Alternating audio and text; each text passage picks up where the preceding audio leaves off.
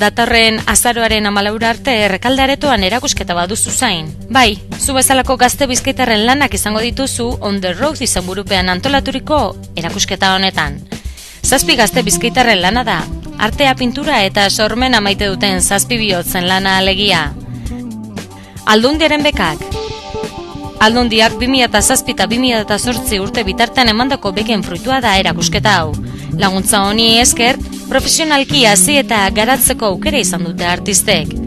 Artista bakoitzak bere bizimodua du, bere ideia eta lan egiteko era. Horregatik, guztiek bat eginda buruturiko erakusketa honek harritu egingo zaitu. Artistak hauek dira, Nadia Bakarte, Itziar Barrio, Marion Cruz Alebian, Usua Follaondo, Álvaro Martín, Jasone Miranda Bilbao eta Luna Pérez. Sormenaren bidean abentura batean murgeldutako artista hauek prozesu batean daude, garapeneten ezin batean. On the Road erakusketak barne zein kanpo bidaia, aukera, askatasuna eta erabakien bidean harturiko artea aurkezten du. Erakusketa asko gustatuko zaizu. Zergatik ez zara gerturatzen, gero kontatu, bale?